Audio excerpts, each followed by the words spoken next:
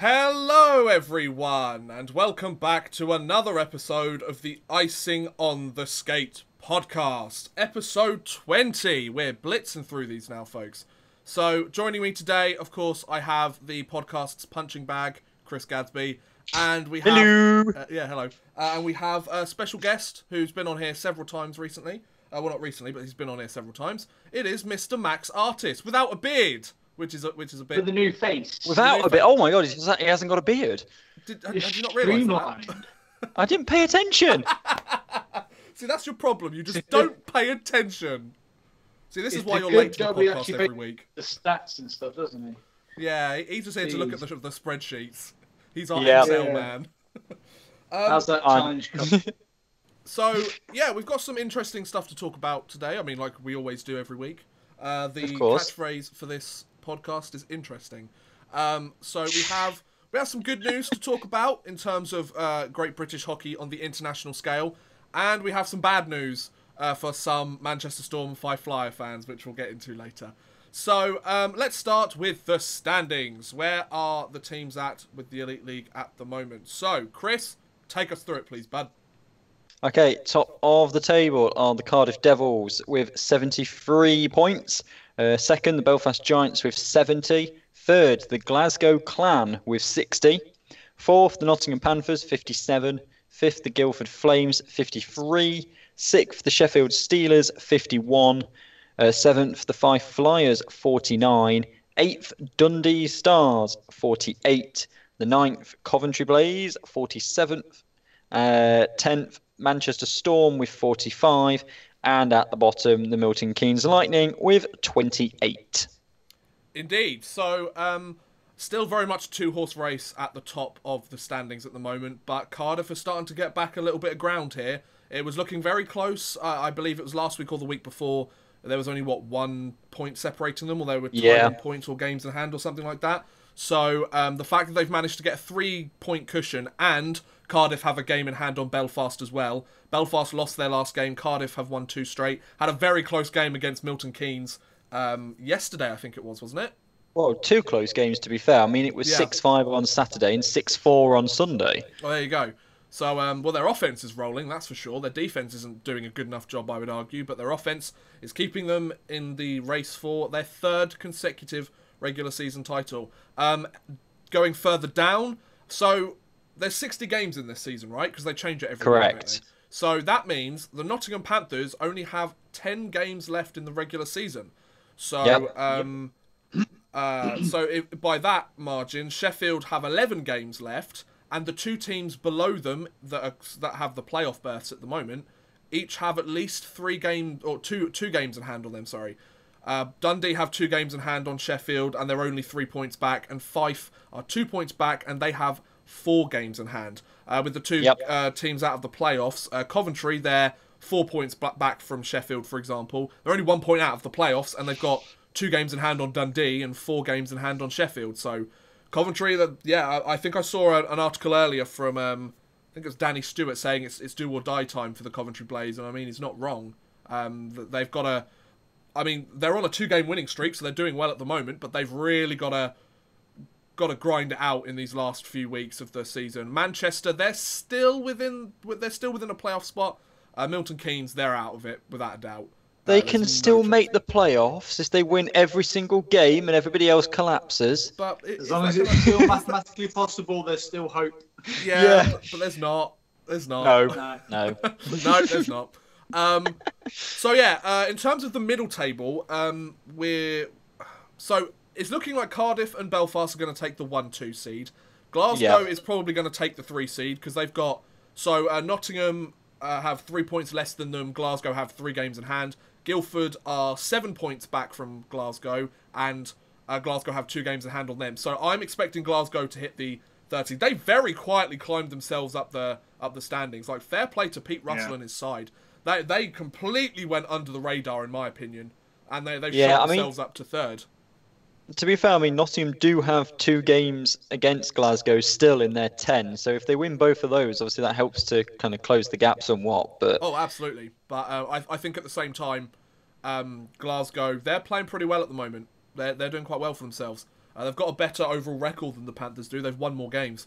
Oh yeah, yeah. Not just by one. They've won 4 more games than them, and they've played 3 less games. So that kind of shows you how good Glasgow is doing at the moment. So I'm expecting Cardiff, Belfast, Glasgow to take the 1, 2, 3 spot.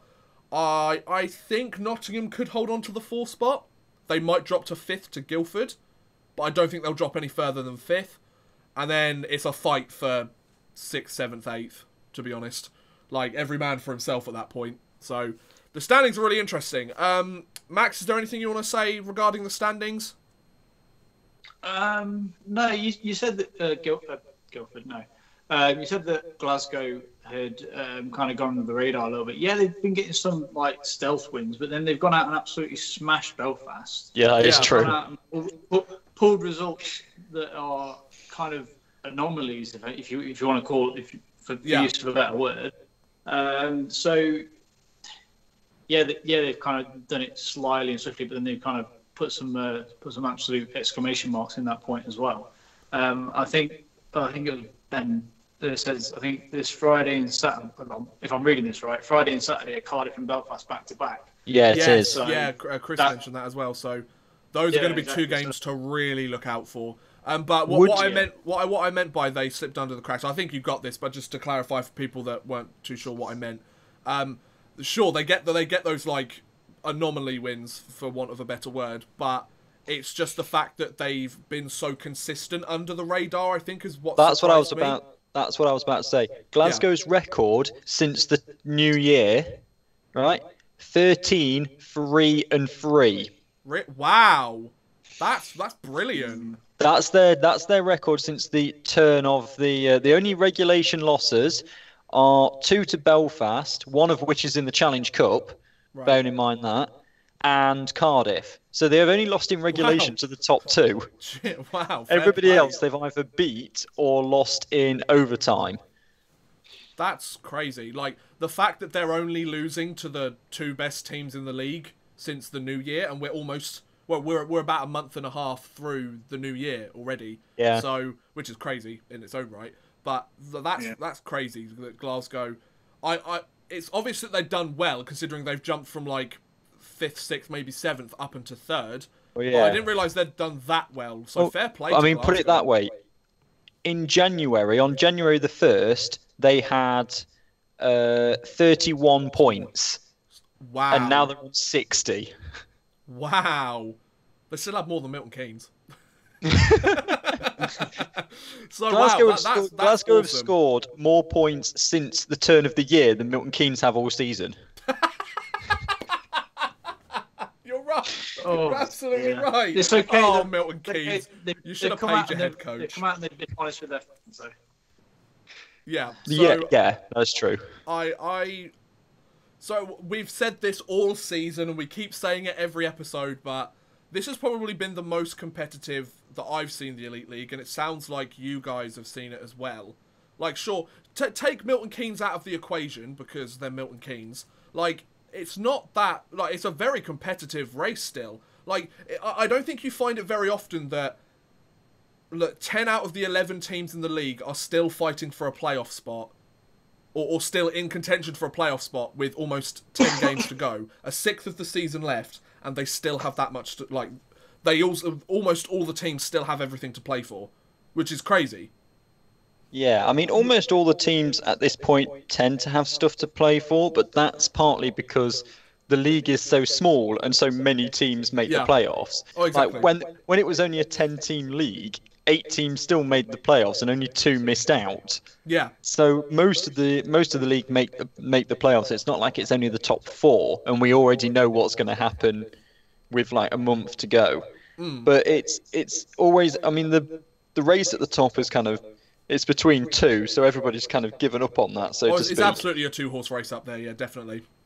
Yeah. So it's looking at the bottom, and between 7th and 10th, there are 4 points, but everyone's got game anomalies. Exactly, yeah. That's where I don't like the schedule, and I think the Challenge Cup being introduced has something to do with that as well, or being there. The fact that there is such an anomaly between teams that have played games. Like, for example, some teams have only played 45 games, the Panthers have played 50. Like, Yeah. I get like 1 and 2 difference. So I'm not saying every team has to have played an equal amount of games all the time. I just think that when there's one team that's played 5 more regular season games, it just seems like the schedules are a bit out of whack. But of course, quite a lot of these, especially arena teams, have to deal with it's the scheduling. I mean, the Guildford Flames and the Milton Keynes Lightning aren't having to deal with ice availability around Blue Planet 2 in concert. However, dinosaurs in Guildford's defence, they are a rink at a leisure centre. Like they don't have their own building, so like anybody could rent that out at any time. Well, yeah, but you got in theory, the amount of money that they're compared to something else. Like, yeah, I'm pretty sure the leisure centre is going to be more favourable to put on a Guildford Flames game to get in X amount of fans that are going to potentially come back and use that facility, as compared to put on, say, a concert or something else of that description, and potentially just people going for that one event and then never come back again. Yeah, no, true. As much as it's not dedicated their building, it kind of is without it being that. Yeah. I thought. So those are the standings so far in the Elite League. I think we'll move on to the news now because there's a few. Yep. There's a lot of sort of small player movements. Then we've got some bigger things to talk about, mainly from the Department of Player Safety. So the one gripe I have with the Department of Player Safety before we get into all that.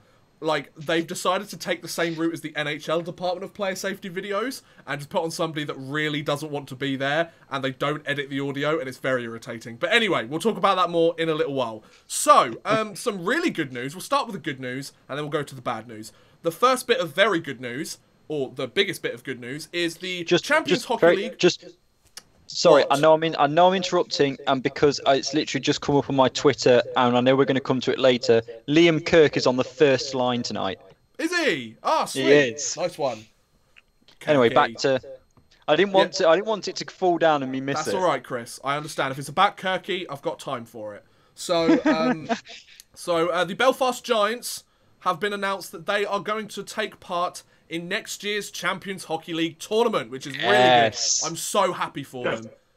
So for those of you who don't know, there's a what's it called? A tournament that takes place every year called the Continental Cup, where teams all around Europe, there are teams from different leagues around Europe, they play against each other, and then the team that wins the Continental Cup, and they get to go to the Champions Hockey League as essentially the wild card pick. Most of the other, or like 95% of the other picks from for the Champions Hockey League are either regular season champions, playoff champions, or second place in the regular season, or something like that.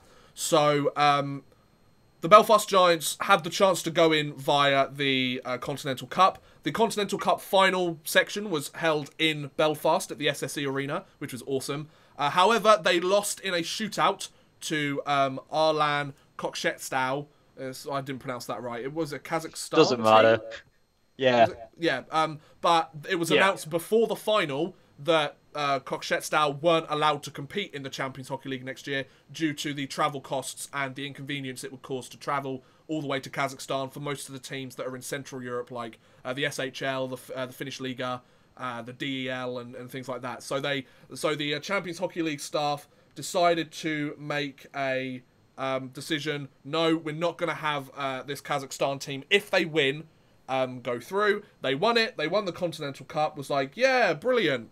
And then they had to decide who would get the wildcard spot. So it turns out, I watched an interview with one of the guys in the Belfast. It was part of the Free Sports game last week, saying that the CHL, or some of the members of the CHL board, went to the Continental Cup finals in Belfast, and they seemed really impressed with the setup that they have there in Belfast, so they decided to invite them along and take part in next year's Champions Hockey League. So that will mean it will most likely be the Cardiff Devils and the Belfast Giants taking part next year in the Champions Hockey League, which means after a year where we just had the Cardiff Devils take part, we've now got two different teams again, which is great. So, Max, what do you think about the Belfast Giants being given the chance to take part in their first ever Champions Hockey League? Well, it's the right move. It's a shame that they didn't get it's a shame they didn't get in because they won, but it's kind of like, okay, they're the consolation prize, so to speak. But I just find it strange that like the team that won it can't play in the CHL because they're too far out of the system. But again, we can find another topic for that another day. Yeah. But yeah, the two best teams in our league are going to go represent our league, and that's right. That's the right thing to do. I think they've got more chance of doing what Panthers did last season than Cardiff have, because Cardiff seem to be kind of all a bit up and down with the CHL. Yeah. I think they are more focused on the British Elite League, and I think that's rightfully so. You know, it's their home league. It's what, and if they can challenge themselves against some top CHL teams, then fantastic. Yeah, the CHL is essentially a bonus on the season for them. Yeah. So it's kind of like a tougher preseason, a lot like GB are doing before they go away. Yeah. Fair. It's just, I think that Cardiff are doing it right in the fact that they're building for the home league, but yet still putting on a fantastic show of our league. Yeah. Through the years that they've been there already. So if Belfast can just emulate that in any way, shape, or form, then they've done that. They've done it before in the Continental Cup. I think they've been twice, maybe 3 times in their history, and done a sterling job. I think they got to the super final this year, and then in previous years, I'm pretty sure they got to the super final but didn't get close to winning it. Right. But yeah, I think they're one of the teams that you want out there doing the job for the Elite League, if I'm honest. Absolutely. And I think in Belfast's defence, they lost by 1 penalty shot. I'm very much an advocate of like a final game in a tournament shouldn't go to shootout. I think it should go continuous overtime, like Stanley Cup playoffs, in my opinion. But like we're not like talking as if they got thrashed 5-0 in the final game of the tournament. Like no, they literally missed it by 1 shot. You know, so I think it's not really out of the ordinary for them to have been picked to go, and especially because they've got such a fantastic arena with such great facilities, and the fans love it, and I think it's a really good arena to promote the game as well. It's one of the better arenas I think we have in this league.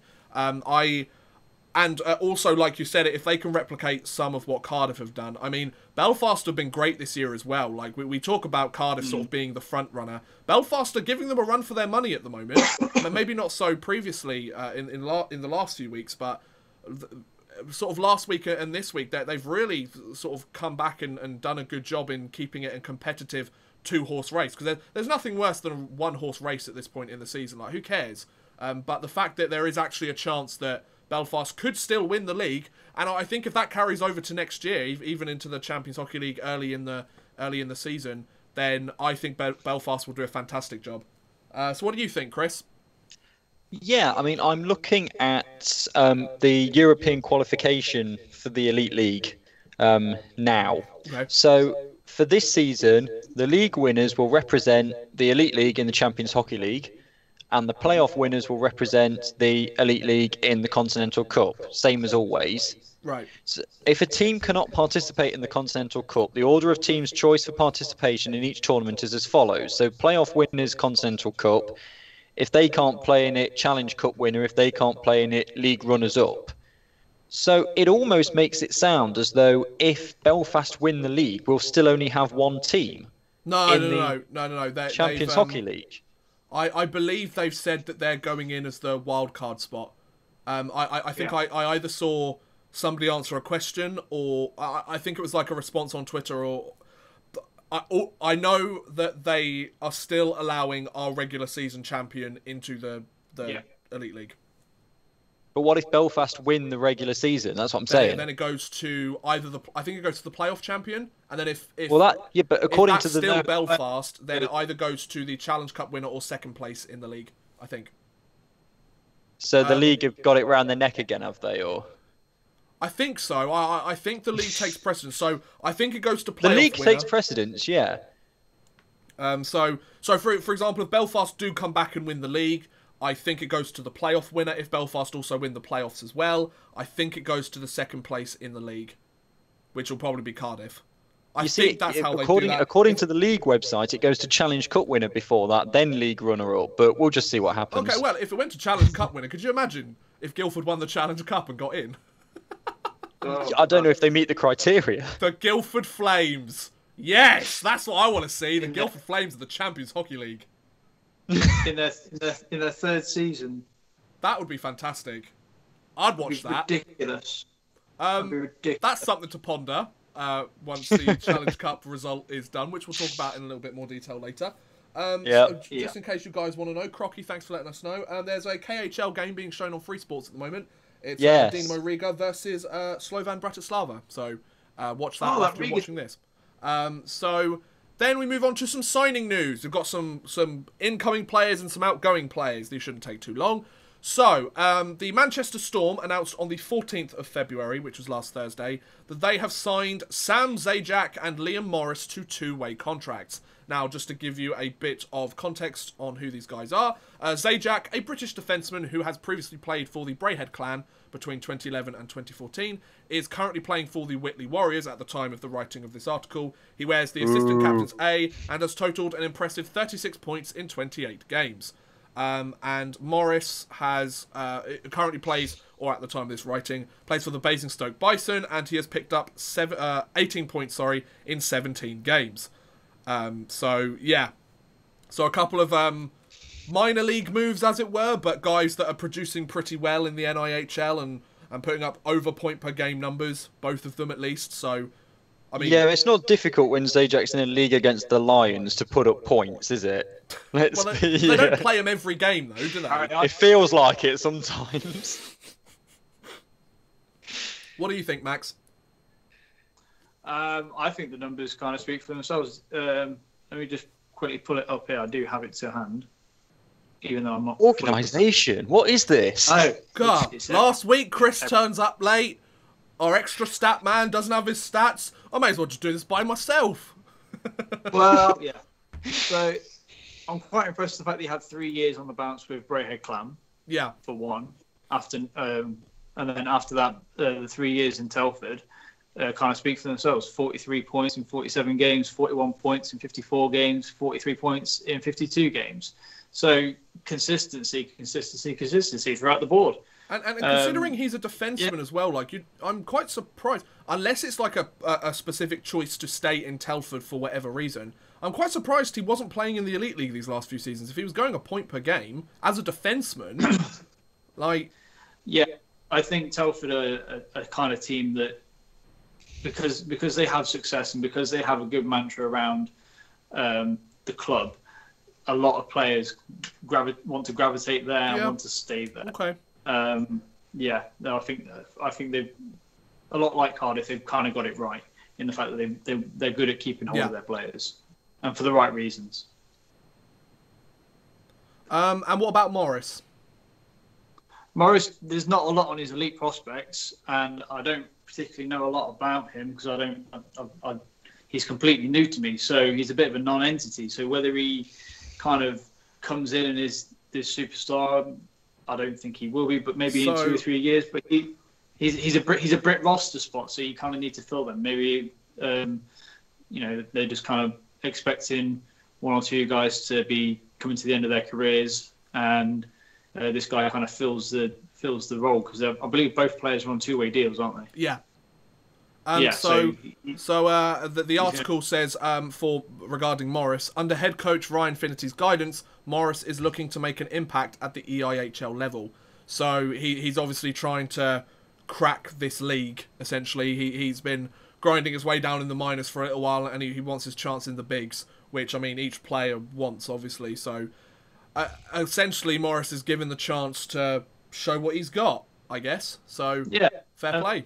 Fair play to Finnerty for doing that. But my personal thoughts on Ryan Finnerty, I'll keep it to myself. But if Finnerty's going to hand coach him, he's going to be a hard player.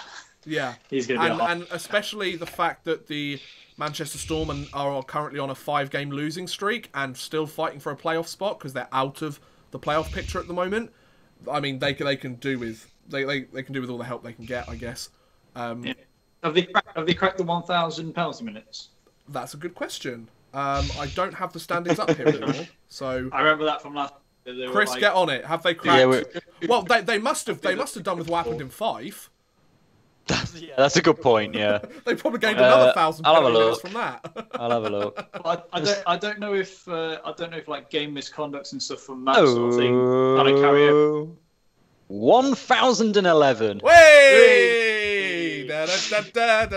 Just for context, the next highest is MK with 845. Like, there's 160 penalty minutes difference. Yeah. That's like what? And that's a Ryan Infinity team. That's all I'm going to say. So now we've plays players a certain way. Does he train him looking at Slapshot or something? No, he trains them guys, can I the talk? way that he used to play in Sheffield. No, it's not your podcast anymore. So we move on from the players somewhat joining the league into a few players that have decided to leave the league, or have left for whatever reason. So we start with the Milton Keynes Lightning, the Odd Man Rush channel's favourite team in the Elite League. So, defenseman Ryan Lannon has decided to leave the Milton Keynes Lightning. Unfortunately, I can't quite tell you why, because according to the Milton Keynes Lightning website and their article on this, we will not be making any further comment at the current time.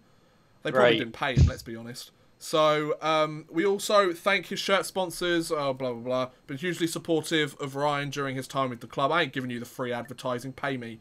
Ryan Lannon's left the Milton Keynes Lightning. Could somebody bring up his stats so we can have an idea of what he's like?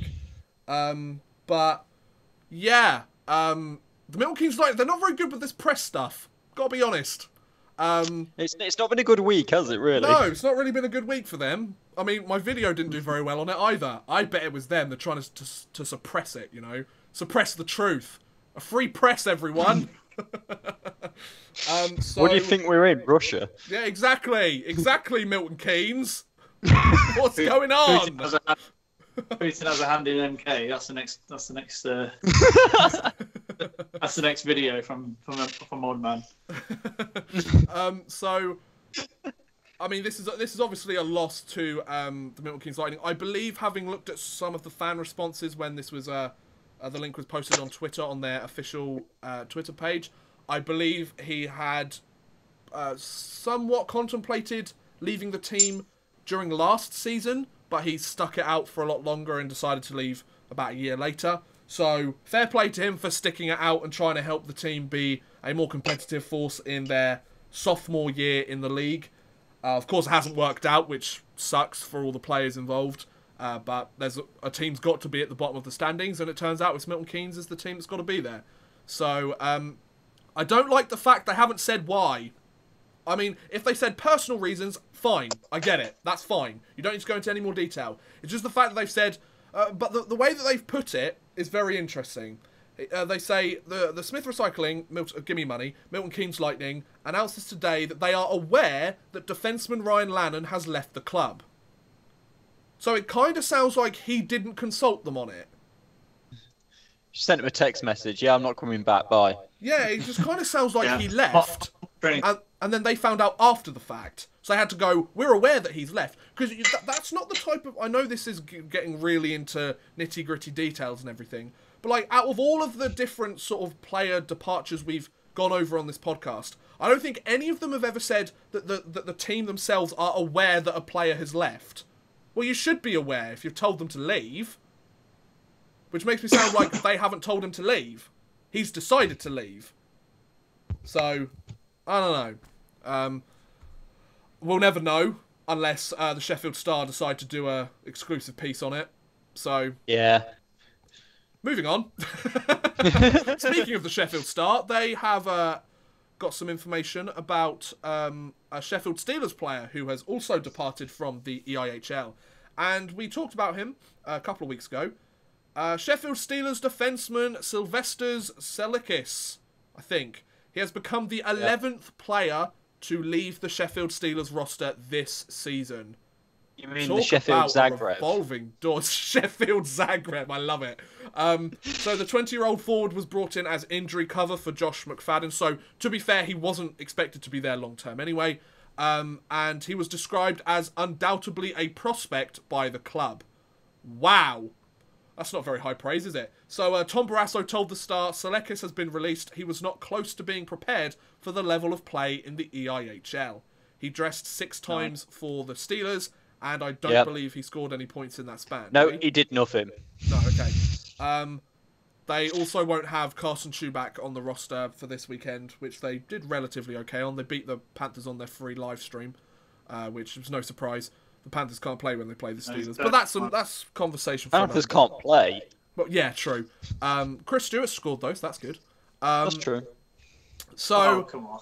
yeah, the 11th player on the Sheffield Steelers roster to leave. That we're not going to go too much into the Steelers because there isn't really any more than this news going on. But wow, that has just been a revolving door. Fair play to them. They've managed to fight back and they're in a playoff spot and they're doing well for themselves at the moment. They're definitely playing a lot better than they were at the start of the season. But wow, the player costs this season must be like double the amount of previous years. So, let's move on to the bad news for some people. Good news for others, I guess, depending on which teams were playing which teams in the following weeks. There's a lot we've got to talk about with the Department of Player Safety. Everybody's favourite department. Everyone's favourite department in the hockey world. Screw the NHL DOPS. We're talking about the real nitty-gritty stuff here now, folks. So, the first piece of... Well, we're going to go through all the suspensions. Let's start with a one-game suspension. Let's start nice and easy, shall we? One-game suspension to the Manchester Storm number 34, Dane Byers, who was suspended on February 14th. This was due to a check to the head against a Fife Flyers player. I don't think it says specifically who it was in this article. I've watched the incident. It was definitely a check to the head. And it was deemed as Category 1, careless, insufficient attention or thought to avoid harm or error. It is liable to happen as a consequence of or by intending to. They make it sound so legal, it's really irritating to read, isn't it? Affect an opponent through a reactionary or accidental motion, or the incident is deemed careless caused by negligence. So basically, a Fife player enters the attacking zone as the puck carrier. The opposing player, away from the Fife Flyer player, cuts to the middle of the ice, and then he goes and hits him in the face, essentially. Knocks him down, and he's got a one-game suspension for that, which I assume he served at this weekend. So, the key points for this was it was a check to the head. The primary contact was through the arms to the opposing player's head. It was recklessly endangering, and it was careless. So, this is the quick one. So, any quick thoughts from either of you two about this? I mean, it's as you said. It was a check to the head. Suspension's been served. Yeah. So Most consistent spin ever. What's that? Ever. I think it's the most consistent Doctor's been ever. Yeah, fair play. Yeah. Somebody's got this before, they've got this again. Brilliant. yeah, That's how Doctors work. This is what they did wrong.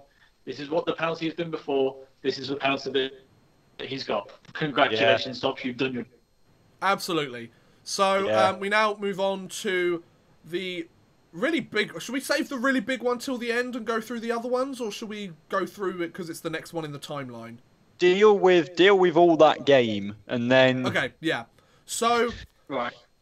So, do you guys remember, I think it was, 2 weeks ago now? Well, it was 2 podcasts... Well, it wasn't... It was just before last podcast. The Manchester Fife Flyers incident at the end of the game on the 10th of February. So yeah, it was the Sunday. It was the day before our last podcast. A lot of you talked about it in the chat about how and we talked about it on the podcast, obviously, with was it Dane Byers who skated to the wrong side of the ice? Yeah, because Fife do it differently to everybody else in the league, and he'd never been there before, despite the fact he'd been there like 6 times in the last couple of Dane seasons. Byers basically caused a shitstorm. And then the refs were holding him back, and then some of the other players were like, let's just drop the gloves and hit each other. Even though the game had ended, the handshake line had been done, there was no need to do it. They all decided, you know what, we've still got a lot of that testosterone in our system. Let's just throw a couple of punches, or hold each other's handbags. So anyway, the DOPS, or the Department of Player Safety, was like, oh, lads, this isn't going to happen anymore. So they decided to hand out 3 different suspensions for this event. We'll start from the lowest number of games and go to the highest, shall we? So the lowest was for Harrison Rupp of the Manchester Storm, who received a 3-game suspension. He was an active and willing participant in a fight at the conclusion of the game and at the conclusion of the handshake, and it's not an acceptable practice. He was considered a willing and active participant in the fight. So the fact that the game had ended and the final buzzer had sounded, and he decided, I'm going to fight this other player on the other team, the DOPS was like, no, we cannot have this happen in future. This isn't right. You're being suspended 3 games. Now, the Department of Player Safety do make it very clear that there's no previous case studies of this ever happening in the Elite League. So they kind of had to, they probably went through this, and I imagine they went through this a lot, like cycling through it again and again and again, just to make sure it was right. Before, but it was like a decade ago. Exactly. So they didn't have the video and the. I've seen it happen once or twice at a Panthers game. This was a while back, and we did have some absolute animals on our team. Yeah, well, that was back when it was pretty much a goon league. Yeah, I mean, some might argue we haven't gone that much further in development, but I mean, if you talk about the Manchester Storm's penalty minutes, anyway.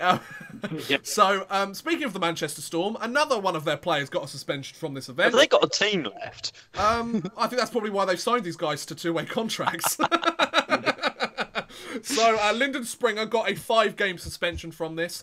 So a Five Flyers player was being held from behind by a Manchester Storm player, not Lyndon Springer, to basically go, right, let's calm down, you're not getting involved. And Lyndon Springer was like, you know what, I just want to punch you in the face and hit your arm. So and then it's the fact that he hit the arm, and the second punch is what gave him the 5-game suspension. So he gets 5 games because he threw a second forceful punch directed directly at the head of the opposing player. So that one punch has cost him 5 games. You might as well call him One Punch Man. Shout out to all of you anime fans out there. I'm not, but I just know it exists. And last but not least, we have Evan Stofflet of the Five Flyers. So the Five Flyers, their player got the biggest suspension of the lot, and he got 6 games, and he was basically seen as the guy that kicked it all off and threw the first big punch. Also, I think it's important to know that both teams, both the Five Flyers and the Manchester Storm, in order to be like, this is never going to happen again, guys, they've both been fined £3,000. That's quite a large chunk of money in the Elite League. Like, that's what? Yeah. I mean, considering the 2 teams, I mean, how much do you reckon the Storm and the Flyers rake in per game? Because I would say that's, what, like 1 or 2 games worth of takings there, at least. Well, what, 20 quid a ticket, $3,000 would be 150 people, so no, they take in more than $3,000. I stand corrected. So I still think it's a hefty thing to do at the end of the season. Oh, like, yeah, I think this takes balls from the Department of Player Safety, absolutely. Well, I think they're trying to make a point, aren't they? Oh, absolutely, yeah. Well, I think it's quite clear that the higher-ups in the Elite League were like, we're trying to actually make this, like you said, this isn't, we're trying to make this look as least like a goon league as possible now. We're trying to become a serious league in the European hockey world. We can't have stuff like this happening. It's just not right. And yeah. I think fair play on the Department of Player Safety. It takes balls. Both of these teams are fighting for playoff spots at the moment. Like, they're a couple of bad games. Like, within the Five Flyers, for example, or Manchester Storm, Lyndon Springer out for 5 games. In 5 games, they could be well out of the playoff picture. Like, but to be fair, I think he deserved a 5-game suspension for what he did. You don't sucker punch a player that's already being held up by another player, and all of this taking place, especially after the handshake and everything. Like, come on, you're right at the end of the game. All you have to do is not fuck it up. But they decided to fuck it up. It's like, come on, guys. I know emotions run high, and I know that after the handshake, the adrenaline is still going up. They haven't fully come down, for want of a better word, from the game. I absolutely understand that. But, like, you can't do this sort of thing at the end of a hockey game. During a hockey game, they wouldn't have been given as big, if any suspension at all, to be fair. I still think the sort of sucker punch to the face when a guy was being held probably would have got a suspension during the game. Yeah, it would have been like 1 or 2 Yeah, or something exactly. like It that. would have been much lower, absolutely. I just think, like, come on, guys. This is for both sides. I'm not saying one side was better than the other. Like, both teams fucked up here. They deserve their suspensions, and I think they should both be fined $3,000, in my opinion. Yeah, I mean, it would have been such an easy thing for one of the 5 players to just go, hey, Dane, you're at the wrong end. Yeah. Just get the other side, please, mate. I think that's how it started, Chris. Yeah, that's how it started, with him saying something as simple as that, and then him going, and then you get into a shouting match with expletives. Yeah, somebody else chiped in and... Exactly. But it doesn't take him 2 seconds to lift his head up and go, oh shit, I'm in the wrong place. But then he also, looking back at the video, he also skates through the middle of all of their absolutely. play. Yeah, absolutely. Like, wait, these guys aren't in my colour. Hang on. He's like, pick your head up, look where you are, look what's about. You're clearly in the wrong place.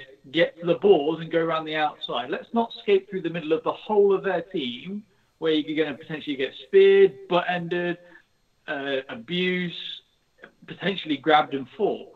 Like, I think that could be looked as like almost insightful. Like he's inciting them to come and attack him. I think it's quite clear from this incident. Like, everybody fucked up. Like, you can say like, Dane Byers definitely didn't do the right thing. Evan Stofflet didn't do the right thing. Harrison Rupp didn't do the right thing. Lyndon Springer didn't do the right thing. To be fair, the refs didn't really do the right thing either. One of the refs basically got pushed off one of the players that got into the fight, and was like, okay, well, I'll just let them fight it out then. Like, no, the game's ended. I get that you don't really want to get in the middle of it because you don't want to get punched yourself, but like, I'm not saying this is the refs' fault at all. Like, don't get me wrong. The refs did not cause any of this. They did their best. I believe one of them was holding back Dane Byers at the end of the game anyway, because, of course, he was one of the catalysts in this. So he very much caused a few problems there. But at the same time, like, the refs need to defuse that situation. We've said it several times in previous podcasts. Like, the refs have to keep control of the game. The minute the ref loses control of the game, all hell breaks loose. Yeah. And then bad things happen, like all of this. Then suspensions get handed out, like all of this. I think this, whilst it's a contained incident, all of the stuff that took place still very much reminds me that this league has a long way to go. Is that a fair statement? I think it's still got... Yeah, I mean... I think it's come a long way, don't get me wrong, but I still think, like, for example, the refs didn't handle it the right way, and most of the players didn't handle it the right way. Like, I still think we've got a bit of a way to go before we can be considered a reputable league compared to some of the other big boys, you know? Yeah. In comparison, does the NHL shake hands after every game? Does the KHL shake hands after every game? Does any other European team have the two teams go across middle ice, shaking each other's hands, shaking the ref's hands and the coach's hands? I don't think there's many other leagues that do that. Yet we seem to do it every game. But then again, I would argue I don't see the point in that, to be honest. I think that's a British thing, because they do it in the EIHL. It's a show of sportsmanship and to finish off the game and everything. I guess what I'm saying is, like, I've always watched the NHL where it isn't a thing, so I've never understood why it is a thing in ours, you know? Yeah.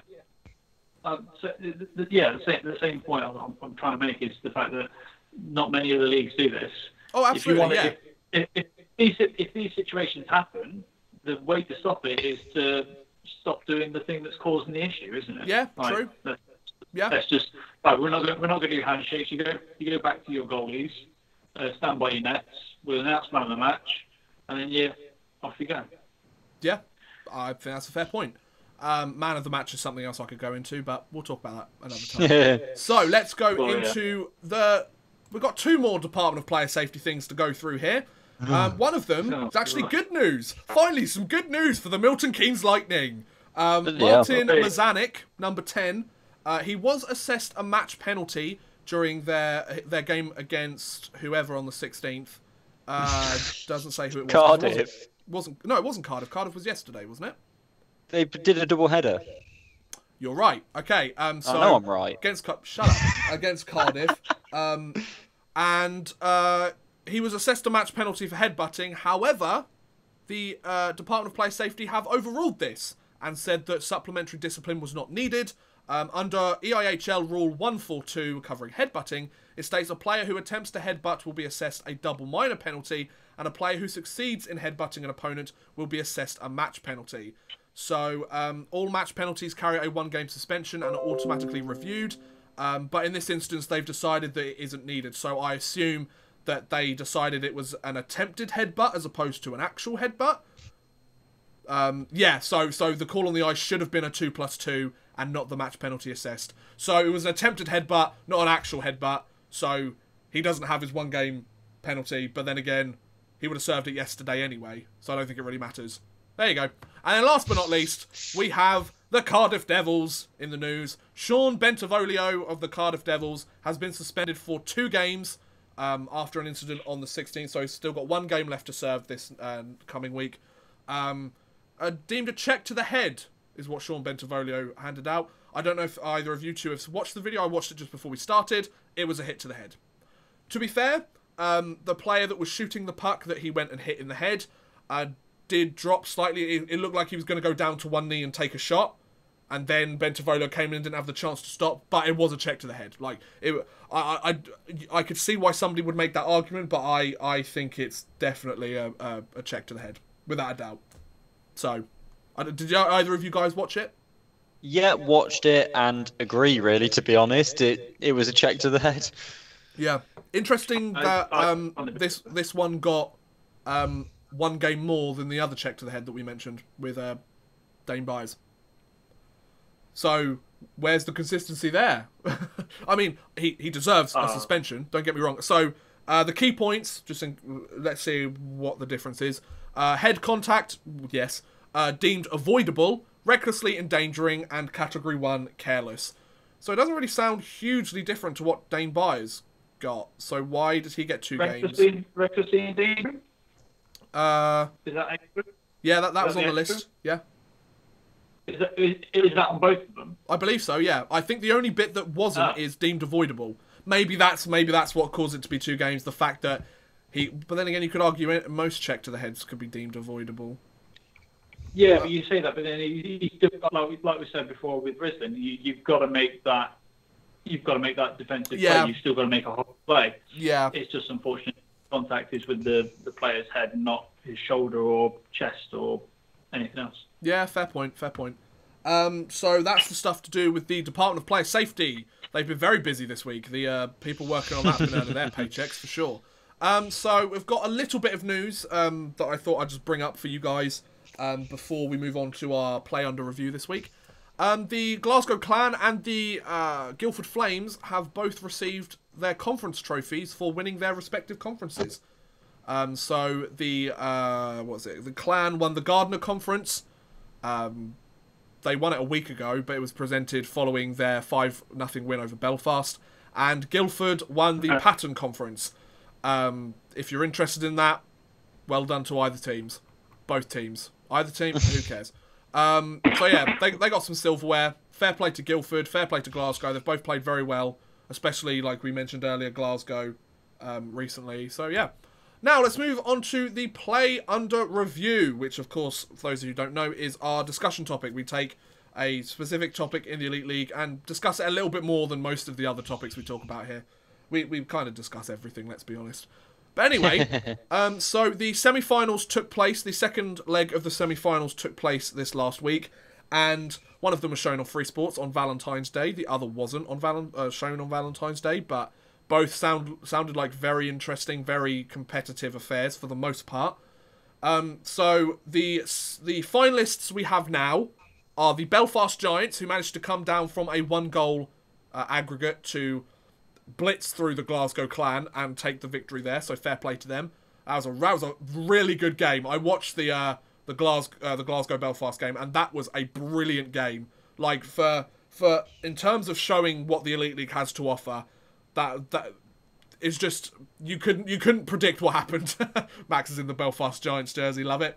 And the other finalist is the Guildford Flames. So in just their second season in the Elite Ice Hockey League, they're going to the final of one of the cups. Now, I know Chris and I both said last week that we really wanted the Guildford Flames to make it to the final, and they did, which is great. So, who wants to start first? What are your thoughts on the Belfast Giants and the Guildford Flames going up in the Challenge Cup finals? I think, well, I want Guildford to win, but I don't think they will. I agree. I want Guildford to win because I think that would be amazing.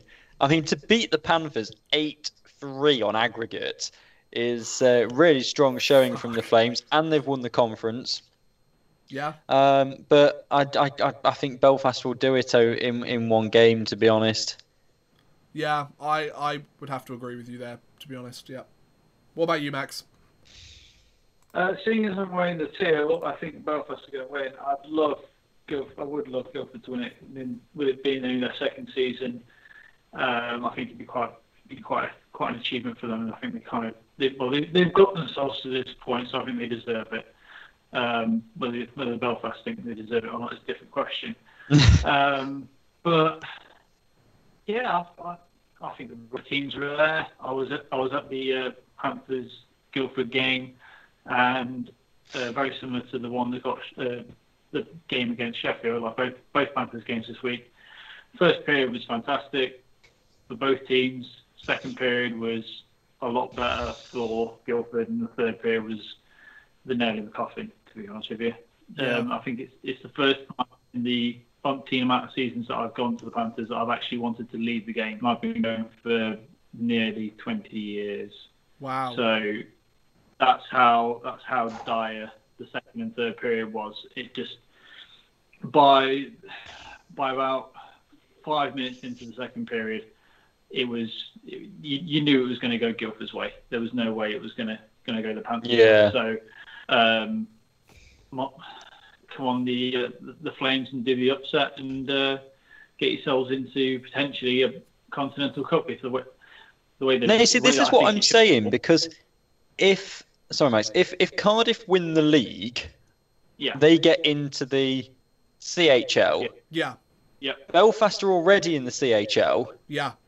So then you want Belfast to win the playoffs, so then Guildford get the Continental Cup as the Challenge Cup runners-up.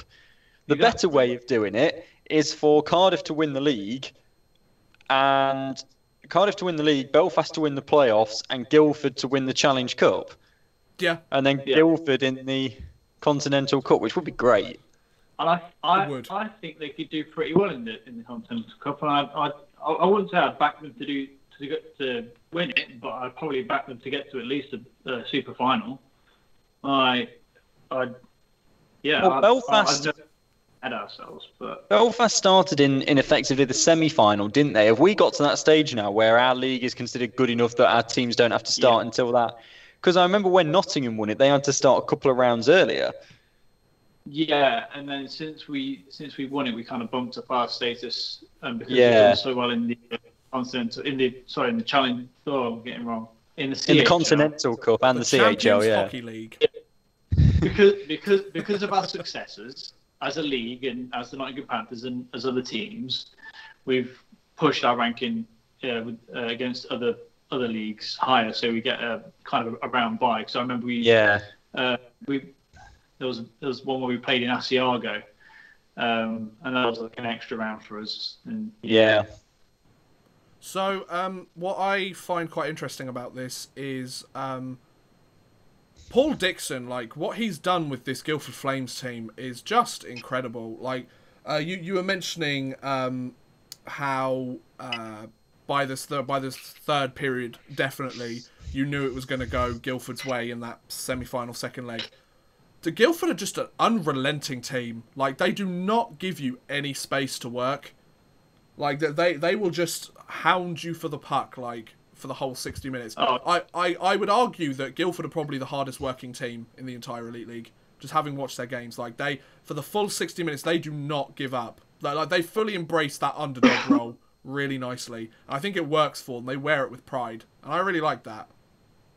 I wouldn't even class them as underdogs. I'd class them as like full-on contenders at this point, with the season that they had last season and the way that they've performed this season. Like I was making more note of their players coming onto the ice because I knew how dangerous they were. Yeah. Compared to the Panthers players jumping on the ice, thinking, "Oh, they're going to score." Yeah. And from the last time that I watched them play in Nottingham, they've even changed their lines around. It used to be. I don't know the names, I only know numbers, but there used to be the line of 17, 18, and 19. And they were just awesome. All three of them were awesome. And they split that line up. They've taken one guy off and put another guy in. And if anything, they've improved. It's crazy. Like they are really, really surprisingly good. So there's been a bit of an update recently in terms of buying tickets and everything and the details to the Challenge Cup. You can buy tickets online. The Belfast Giants finished at the highest seed and therefore are the home team for the Challenge Cup final because it's being played in Cardiff, for those of you who don't know. And they get the first choice of locker room and team bench, as well as having the last change throughout the match as the designated home team. The Giants have chosen to use the normal away locker room, which means the Flames will use the Devils' home locker room. Belfast will wear red jerseys and Guildford will wear white. Just thought I'd let you know. I wasn't expecting to read that out, but there you go.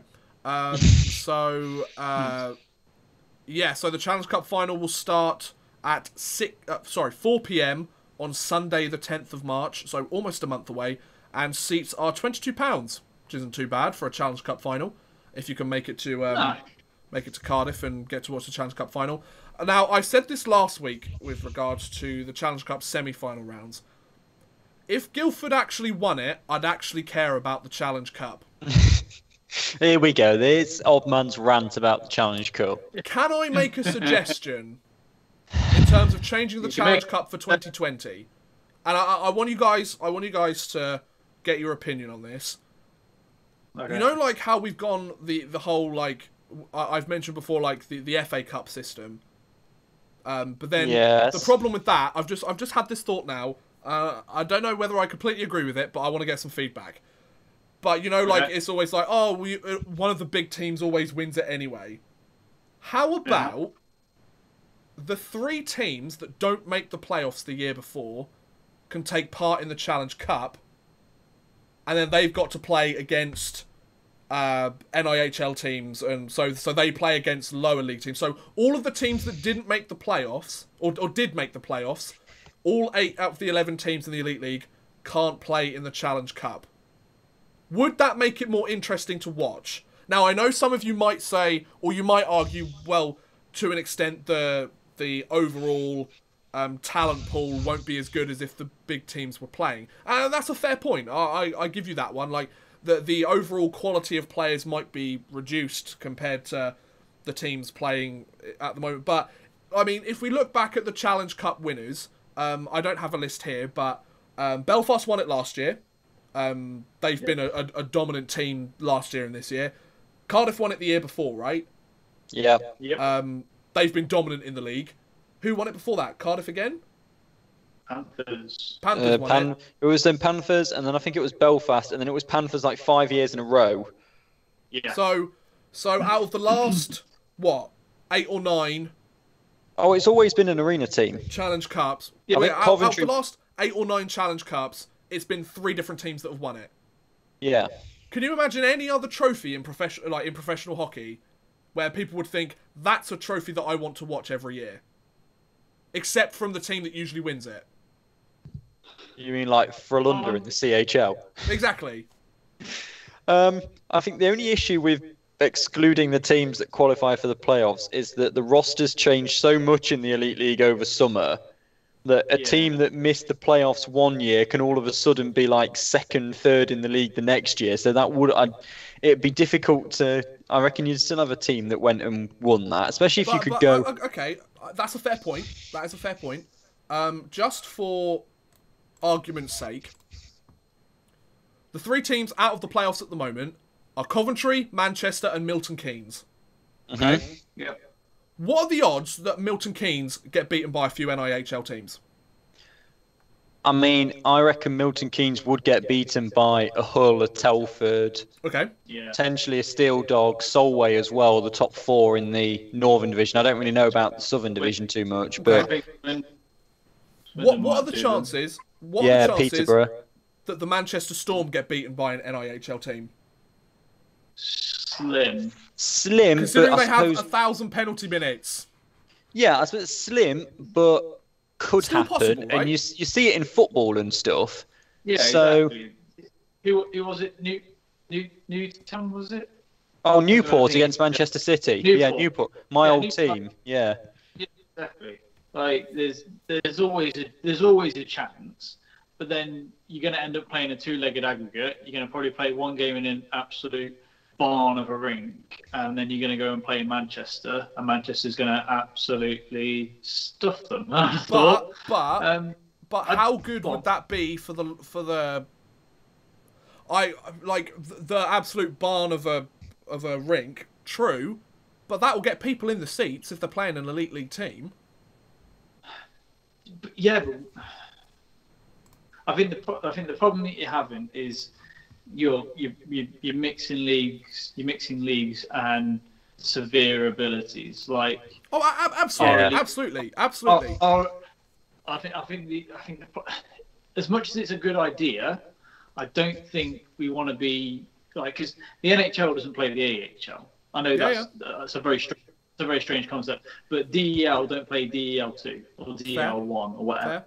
So I think it's still got to be an in-league thing. I like the idea of a cross-league thing, but you always have that, like Chris has alluded to before, the FA Cup always usually comes down to two Premier League sides battling it out for the trophy. You still get the lucky plucky ones that kind of stick around a little bit longer than what they should, than what they're But expected isn't to. that the point? Isn't that the point with these mid-season trophies that don't actually count towards the final product or the playoffs or anything like that? The only thing that I would argue most people are interested in, the three of us here have made it abundantly clear, we're interested in the underdog story.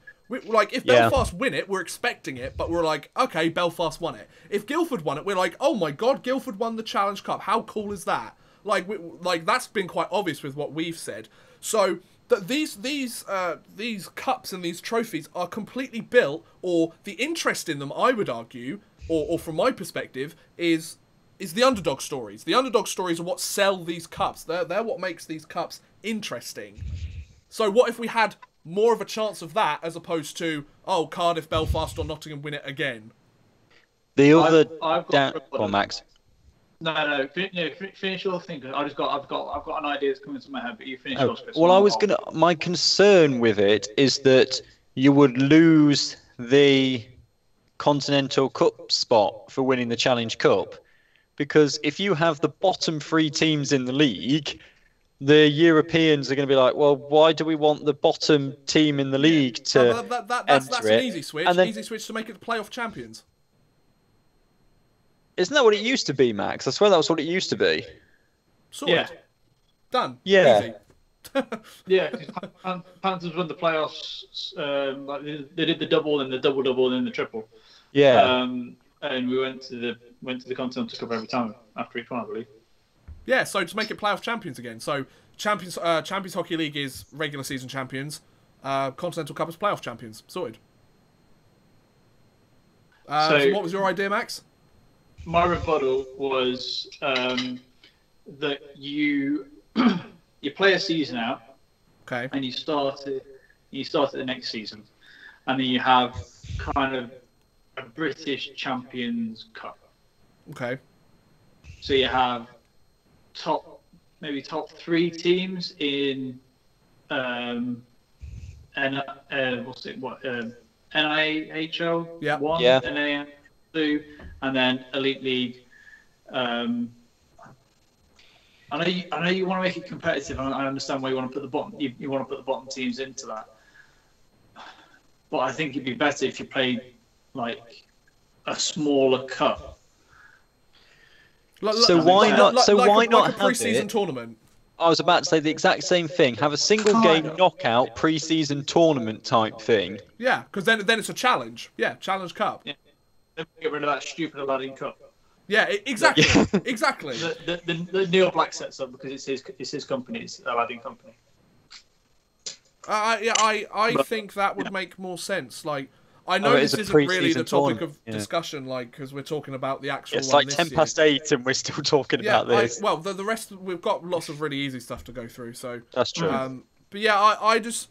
Like, I'm glad that Guildford, like the three of us have said, we really want Guildford to win it because it'd be a great story for them. Considering how well they've played in the Elite League so far since they've joined the league, I think they're deserving of being in the final, and I think they'll give Belfast a tough game. I don't expect it to be a blowout by any stretch of the imagination.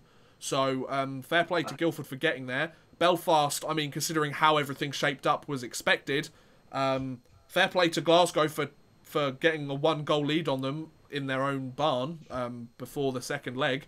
So that was pretty impressive on them too. I mean, I don't mind watching the Challenge Cup. Like, I would prefer if it was spent on regular season games. Like, if you got rid of the Challenge Cup, you could have another 5 regular season games, you know, where the points actually matter to something.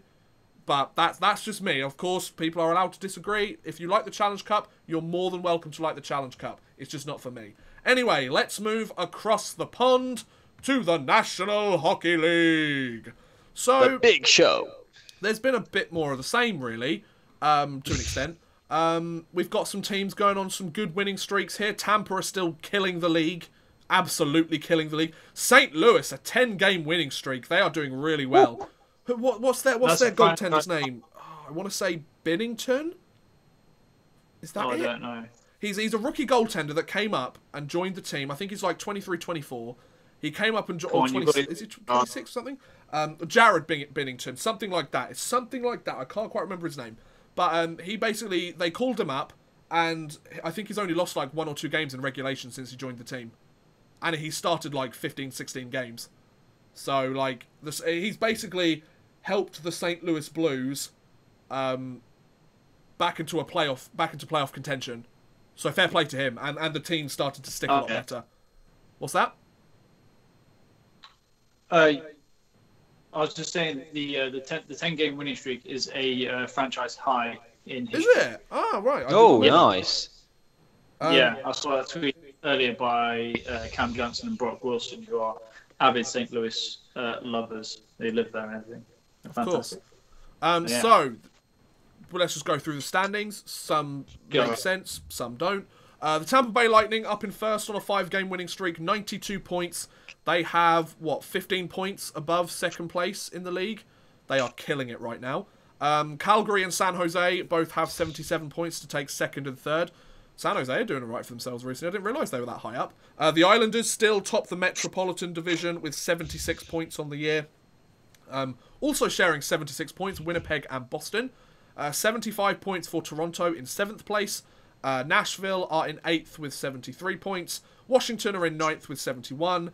Then we have 3 teams at 69 points, Columbus, Pittsburgh and Montreal.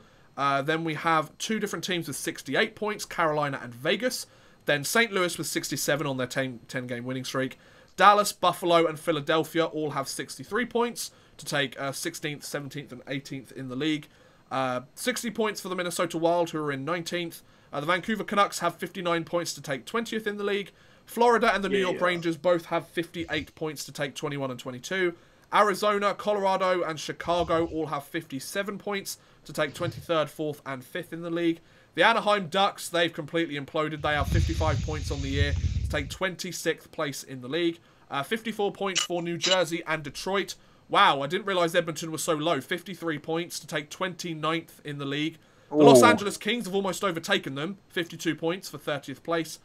And last but certainly least, the Ottawa Senators, 49 points for last place in the league. They're on a 1-game winning streak, though. They beat Winnipeg, though, so fair play to them. So that's how it's looking at the moment in terms of the wild card race. Still very close in the Western Conference. There's only 11 points separating the first wild card spot and the last place in the Western Conference. So that's pretty crazy. Dallas at 63 points, Minnesota at 60 points. Then you've got LA right at the bottom with 52 points. Then in the Eastern Conference, you have 20 points separating 1st and 10th in the wildcard race. So that's pretty crazy. Still a lot of teams. I mean, there's more of a gap. I mean, there's a 10-point gap between the first wildcard spot and the team just outside of the wildcard. But in the other division, we're talking about a 4-point difference between first and out of the playoffs. First wildcard spot, I mean. So, yes.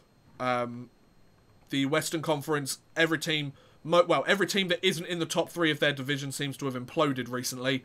And that's made a very interesting playoff hunt and going to be a very fascinating trade deadline next week. So let's move on to some of the news that took place. This is one that I think Anaheim Ducks fans, they kind of needed this, let's be honest. Scott Niedermayer, of course the defenseman and Stanley Cup winner with the Anaheim Ducks in 2007, had his number 27 retired by the Ducks organisation. His brother Rob, Paul Correa and Teemu Solani were there as well to celebrate the wonderful event for Scott Niedermayer. Of course, there was a lot of memes going around on the hockey meme pages about how Rob Niedermayer was actually there before Scott was and essentially hired Scott onto the Anaheim Ducks roster, and he ended up becoming a Conn Smythe Trophy winner during that Stanley Cup final run. New Jersey retired his number in 2011, so he's had his number retired with 2 different teams. And yeah, it's absolutely crazy. So, what do you guys think about Scott Niedermayer having his number retired by the Anaheim Ducks? I think it's deserved. I think it's deserved. The only awkward point is the fact that he was on the winning side of the Game 7 finals with his brother on the other team. That's a bit of a sore point, I would have thought. Yeah.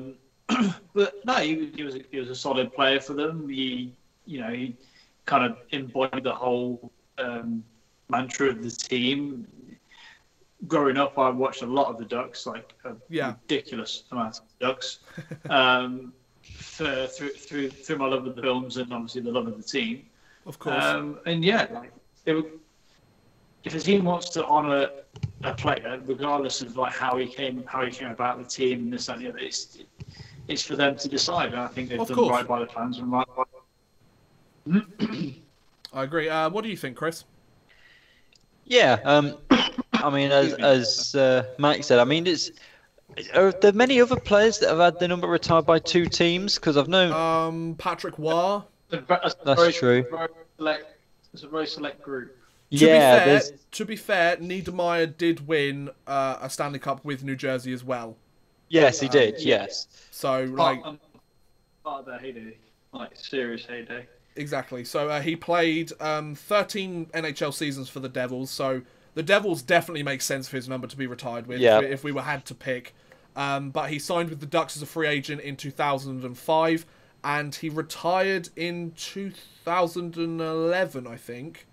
Yeah, so he still had 6 years there. Yeah, he played over half a decade with them. Yeah. And of course, he helped bring them the Stanley Cup. He was the Conn Smythe Trophy winner. I think it's fair considering he's up there with guys like Teemu Solani and Rob Correa. I believe they're the only 3 numbers that the Ducks have retired so far. So, or they did the NHL Twitter showed a really nice image of all 3 of their numbers hanging up together, which I thought was very nice. So, congratulations to Scott Niedermayer getting his number retired. I mean, that's just a true sign that you've made an impact. And it's something that you don't really think about, or I would imagine that players don't really think about when they're playing. It's when it's all done and they get asked to come to this ceremony and they actually sit there and think, wow, like I actually made a really big impact on an NHL franchise. And then teams that go on to, or players that go on to be have their number retired by 2 different franchises, like wow, like I really made an impact in the National Hockey League. So fair play. There's only 9 players, and Scott Niedermayer is one of them. So there's 8 other players. Okay. And they are Bobby Hull, who's Chicago Black Winnipeg Jets / Arizona Coyotes. Makes sense. Because moved. Gordie Howe was retired has it by Detroit and Hartford Whalers. Yep. Wayne Gretzky is LA Kings and Edmonton Oilers, also league wide, but that's a separate thing, I would have thought. Ray Bourque for Boston Bruins and Colorado Avalanche. Interesting for the Messier Colorado for the Avalanche, that one, actually. 77, Ray Bourque. Yeah. Mark Messier, New York Rangers and Edmonton Oilers. Very Patrick well deserved. Waugh all deserved. Patrick Waugh, Tim Horton, Red Kelly. Red Kelly, yeah. Okay. Detroit Red Wings and Toronto Maple Leafs. Scott Niedermayer's number 9. Wow. So he's in a very select company. All of them are seen as some of the greatest players to have, and one of them, the greatest player to have ever played for in the NHL. So, I mean, I wouldn't complain if I was up there with those sort of names, like even in passing. So I'm pretty sure all of them.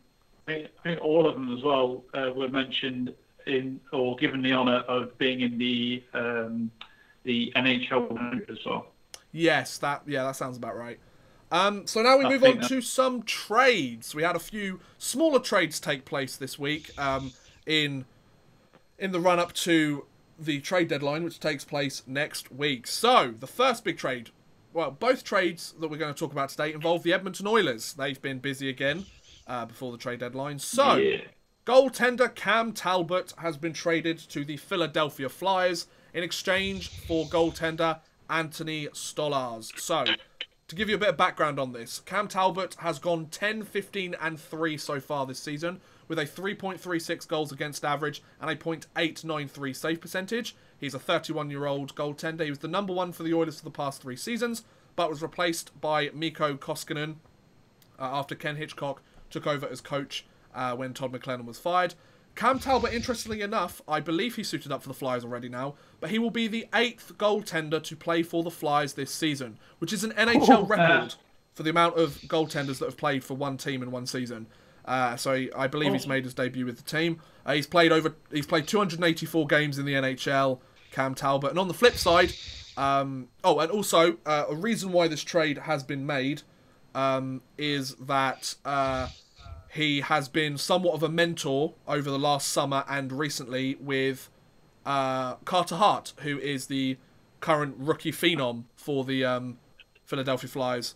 Hart has started 19 of the last 27 games for Philadelphia, and the 20-year-old has gone 12-6-1 with a 2.62 goals against average and a .921 save percentage. Hart worked out with Talbot last off-season, so they know each other, and they're hoping Talbot can be a mentor for Carter Hart, so it makes sense.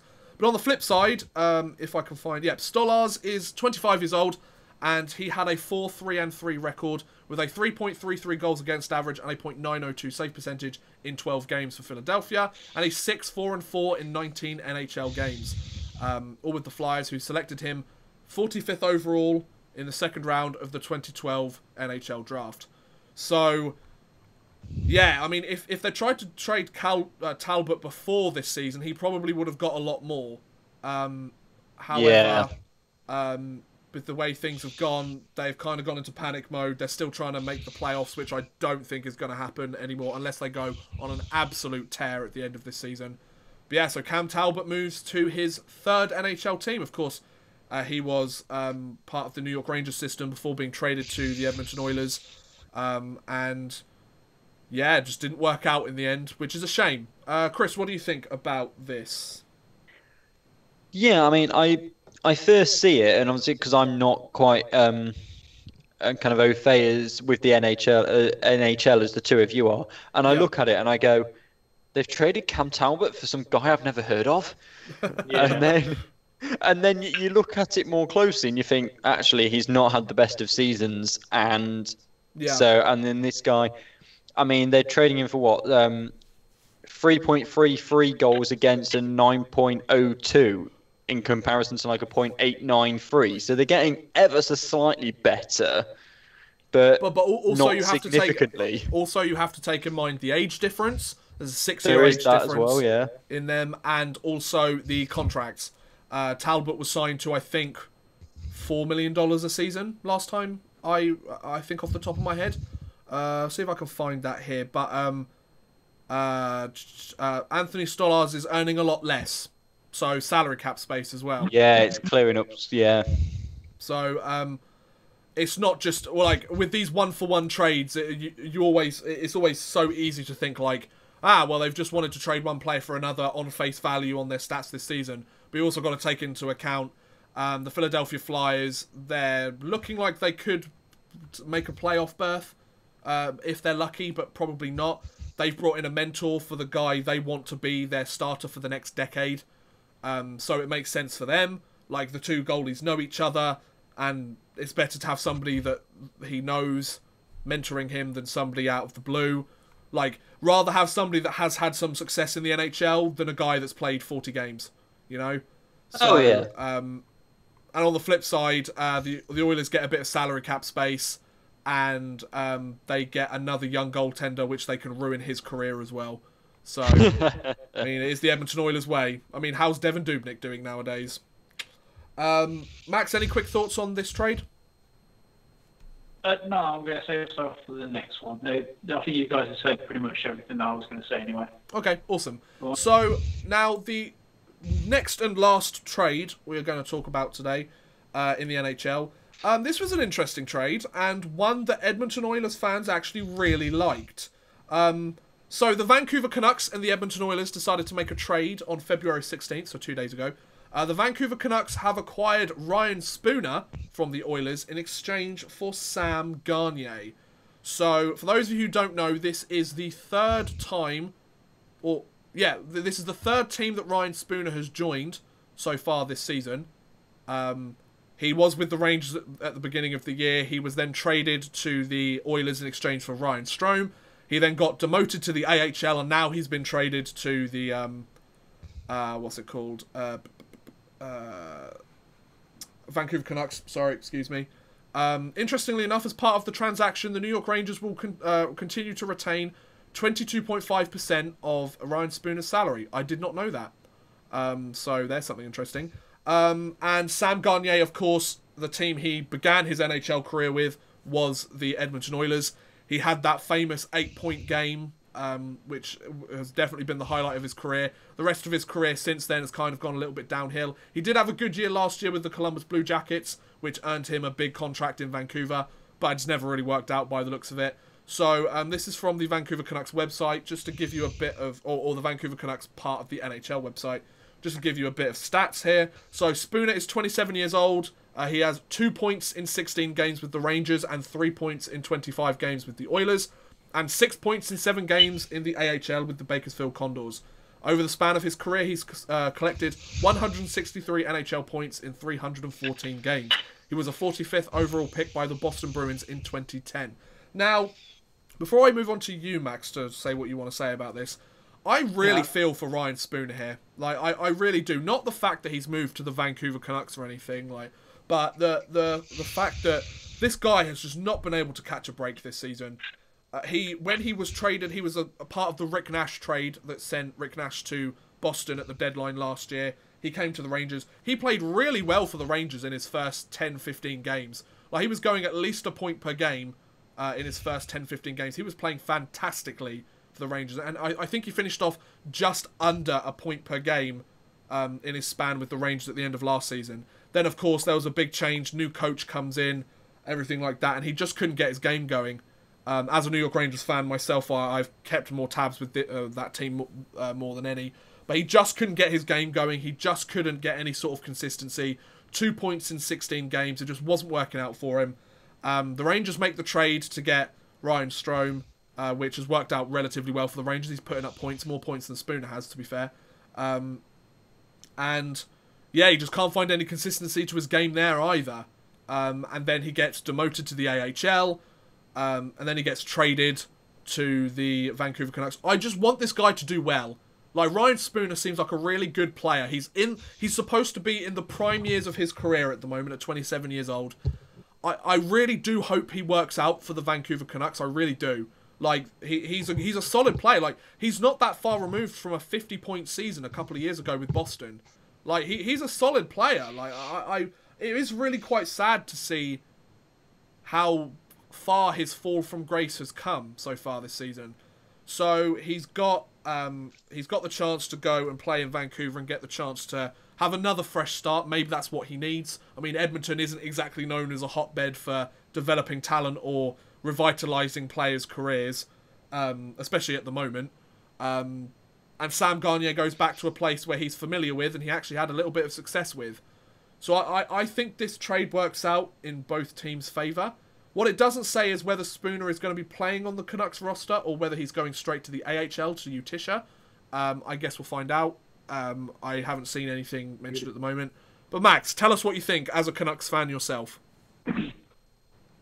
Well, I will be honest, I'm a bit sad to see Sam Gagner go because I thought he was a very, very adept player for the Canucks.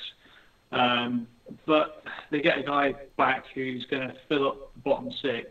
I think he just kind of needs to accept the fact that he's going to be a bottom six player and just kind of hopefully make the best of it. Maybe get some PK time or power play time. And I think with Vancouver, they're going to try for the next 2 years. Well, this is what I hope for them, is that they're going to hope for the next 2 years to get some guys in that can really work with Besser, Horvat, and Peterson, Peston, however you want to pronounce it. And I think they're just going to try players out. I hope it works out for Spooner. I really do. I'd expect him, as he's playing recently in the EIHL, to go straight to Utica to get some getting used to the systems or whatever, not jump straight to the NHL. Sorry. But all in all, I think it's quite a simple, easy trade. Both teams get what they want out of it. I don't think anybody's going to come out better or worse. I think it's just going to be one of them trades. It's like, oh yeah, that happened that year. Yeah, I think it's a trade that it's not one of these headline-grabbing trades. It's just, to be fair, both players just needed a bit of a change of scenery in order to try and kickstart their careers again, and there's nothing wrong with that. So we were going to talk in length about the potential trade deadline players, but we're kind of running a little bit. Oh, you're back. Welcome Hello. back. Yeah, What I don't know what happened happened there. Sorry. Let's see if this is still running. Sorry about that, guys. We should be back now. Yeah, let's definitely roll through this, shall we? Yes. Some notable names to keep an eye out on for the trade deadline. Sergei Bobrovsky, definitely keep an eye out on him. Derek Brassard, I don't think Florida will be keeping him beyond the deadline. Matt Duchene, whether he actually signs a contract. I think Ottawa, with him, Ryan Zingle and Mark Stone, who are all other guys to target as well, they have to give a...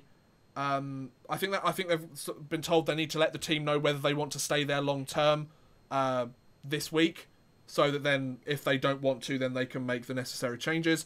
Kevin Hayes and Matt Zuccarello of the New York Rangers, I personally think both of them will be gone by the deadline. I think it's the right thing to do, no matter how much it will hurt. Duncan Keith of the Chicago Blackhawks, will he be moving anywhere? As the Blackhawks aren't doing so well. Ilya Kovalchuk might be a good guy to keep an eye on. Of course, the LA Kings are dead last in the league. He's got 2 years left after this year on his new contract he signed. Gustav Nyquist, could he be going anywhere with the Detroit Red Wings not doing too well? Artemi Panarin, will a team take a chance on him as a rental so then he can sign with the Rangers in free agency? Please do. Jakob Silfverberg for the Anaheim Ducks. The Ducks aren't doing so well either, so maybe he moves as well. Wayne Simmons, now that the Flyers have been doing a little bit better recently, the rumours have been slightly dropping on him in terms of whether he actually gets moved or not. But still keep an eye on him because there is a chance, considering they're not in a playoff berth at the moment, as far as I'm aware, that something could happen. So that's all the trade deadline stuff. We'll either do an icing on the skate next week or I'll do a special trade deadline podcast next week. I'll figure it out, see what you guys think. I'll put up a poll on my channel at some point, and we'll see what happens. So, let's move on to Brits Abroad. Quick, Chris, roll through them. Right, okay. So, Liam Kirk, since we were last on, has played 3 games. He's scored 1 assist. And tonight, the live game, they're at the end of the second period. They're losing by 5-1. Yay! Well done, Kirky. And what about Tomo? Okay, Tomo this week, he's had 1 overtime win and 1 loss. Schweiniger are bottom of the DEL by 3 points, and they have 5 games to play. Okay, interesting. So now let's move to fantasy. Boom. Not wasting any time. So let me just show you the scores from last week. Sorry, Max, you lost. I managed to get a very narrow victory last week. I was losing for pretty much most of the week. I think yesterday I managed to steal it by 4 points. I didn't really change my lineup, to be fair. 7-point loss to Max over Chris. Max, come on, man. You're an under 5. Was it 7? Was it 7 in the end? Yeah, the thing is Max was only 1 point. Yeah, Max was only 1 point behind me going into Sunday, and he just didn't. His team just didn't perform on Sunday, which is disappointing. I think I had Brandon Point got 10 points for me on Sunday. That's Jesus. Yeah, and if I pulled all mark early in the week. Yeah. The Shaw Billionaires destroyed the Nottingham Yeet. Habs Suck won. Croatian Jets won. Stanley Yelnats won. Portsmouth Pirates won. The Beanheads won. The Nottingham Redhawks were on their bye week. So this week, matchup number 20. We've only got a couple of weeks left, don't we? It's 3 weeks left of the regular season. 3 weeks left. So I'm playing the Portsmouth Pirates. The Outlaws are playing Stanley Yelnats. The Yeet are playing the Thunderbirds. Habs Suck are playing Clarkie's Infants. Chris is playing the Croatian Jets, so he'll get another win. The Denver Sports Croatian Jets. The Croatian Jets, the only team to beat me so far this season. Good, beat him again. Destroy him. Duncan beat Trump's by playing Trump's fake wife, and the Beanheads are playing the Nottingham Redhawks. So we have come to the end of the podcast now. I mean, my Wi-Fi and my internet's holding up a little bit. So if you have any questions that you would like us to answer, I haven't really looked too much at the chat because I know we've had a lot to get through. So yeah, we've got like 8 minutes to go in the podcast. We'll stop at about 1:45. So if you've got any questions, do let us know. In terms of what's happening on the channel this week, I don't really know. What's happening on your channel, Max? Yeah, what's happening on your channel? What's happening on my channel? I have I recorded 2 videos today. One will be going up in about 5 minutes. Hey, nice. Okay. I think it's uploaded. Yeah, I think it'll be uploaded in about 5 minutes. Sweet. I'm not going to check now because it's going to take too long. That's why his internet's so bad. He's uploading. Rookie error. Rookie error. I have one running off data, one running off Wi-Fi. So it shouldn't be affected. But yeah, my channel is taking a resurgence. I have an excuse for the fact that I haven't been uploading, and it has been Valentine's Day. If those of you who know me outside of this YouTube world, I work for a flower company delivering flowers early in the morning. I start at 3 o'clock in the morning and I finish at midday. And Valentine's Day is quite an important day for us. So I was busy. Whereas I get to sit on my ass and make videos that confuse half my audience and still get paid. Ad revenue! And I've got episode 2 of the Cardiff Devils franchise mode coming up later on this week. Hired as GM. Sorry? Aaron Lord gets rehired as GM. In terms of the stuff on this channel, I'm going to be uploading something. I'm planning on writing another Draft Day Disaster, because that's done really well. That means he's going to want a thumbnail. Although it's confused the fuck out of most people. I have looked at your feedback if you have watched it. Like, I am taking feedback on board. But recently I have been, I don't know if you'll be able to see this, I've been playing a lot of Metro Exodus. It came out on Friday, and I love this game. It's the best thing ever. I'm a huge Metro fan, so I spent most of my day today playing that. The YouTube life is great. I spent my whole weekend editing those 2 videos that came out, so I deserved a break, right? Your weekends are no different to your week, though. Yeah, fair point. But I'll also have another Whatever Happened To coming out this weekend, hopefully. Who it's on, I don't know. I still need to write it. So, as you could tell, I'm not very organised, but then again, I don't have to be, because it's my job. I'll just stay up till like 3 o'clock one morning, writing one of the videos is fine. What do you think about Jokerit from the KHL? I do know Jokerit. They are quite a decent team. They've impressed me in their stint so far in the KHL. They made it to the playoffs last year and got eliminated by SK St. Petersburg, I believe, in the... No, it's the first round, because the second round they played Locomotive, I think. Didn't they have a good show in the Champions Hockey League? I think it was in the first season that it was the inaugural season of the Champions Hockey League. They might have done. In the first season. I can't remember off the top of my head, but they probably did, yeah. So it must have been the season after that they joined the KHL. So, yeah. So then they wouldn't have taken part in the Champions Hockey League. Yeah. So, have you ever seen the movie Slapshot? Absolutely, and I love that film. It's probably top 5 films of all time. Like, in terms of all films, not just hockey films. Love. Most controversial comment coming out. Mystery Alaska is a better film than Slapshot. Shut up. No, you're wrong. You're wrong. Have you watched Mystery Alaska? I have. I'm pretty sure I've done I think I did a review of it on this channel as well, like a year ago. I might have done that, actually. So I did one of my series, did do a bit of hockey movie reviews. Still have a couple in the can that I could do of them, but I mean, that was back in the days where I only had 3-digit subscribers. Oh, the dark days. Some of us still have 2-digit. Basically, year 2 through 4. Okay, worst hockey film. This is my question for overtime. Worst hockey film.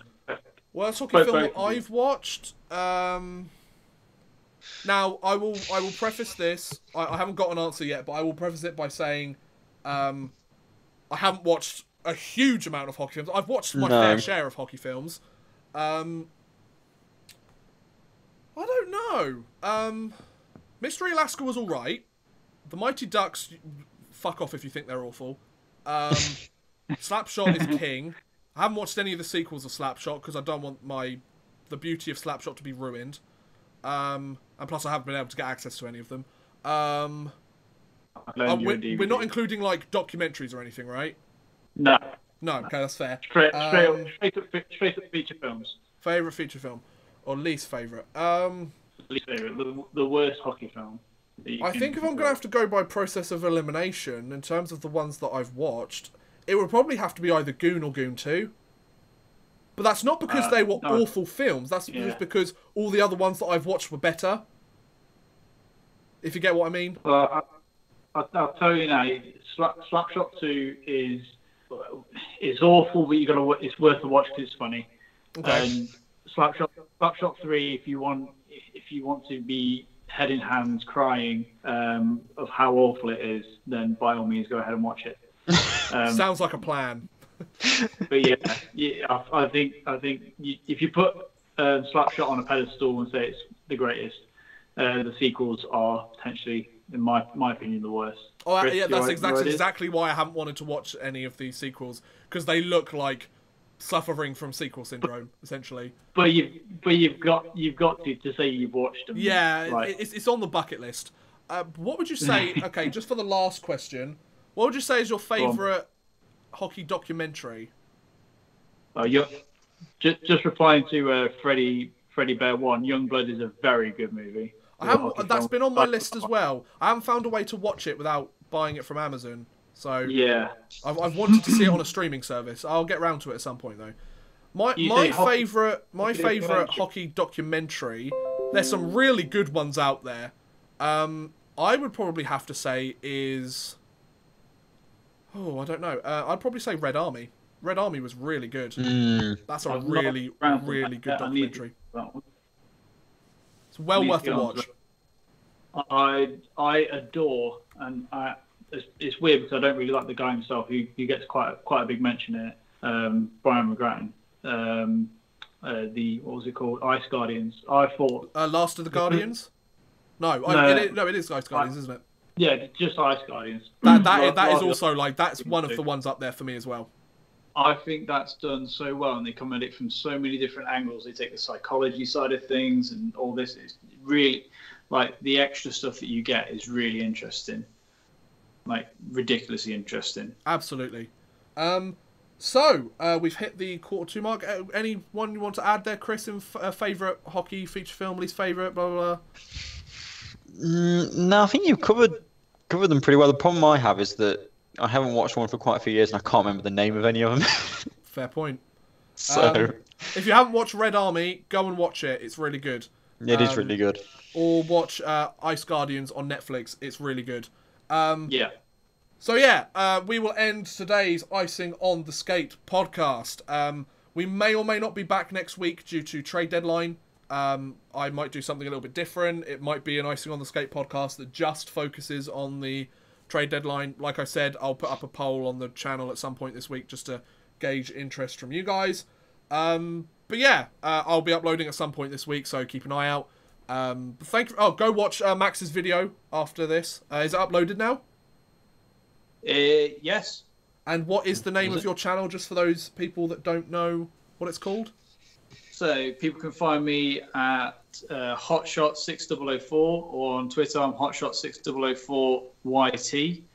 I'm pretty sure that if you are kind to me, you'd put a link in the description somewhere, in a video somewhere. Maybe. Or tweet me out somewhere. Depends how much you pay me. Yes, Ben, and my franchise videos. Yeah, maybe go watch Chris's. What's that Patreon doing? What? What's that Patreon paying for? Yeah, and me. Premiere Pro, actually. Okay. Actually, That was I got my a new suggestion as well. Patreon today. That was quite good. I need to re-record my Patreon shout-out. So, thanks for watching, guys. Hope you have enjoyed. I'll see you around whenever. I don't know. Bye.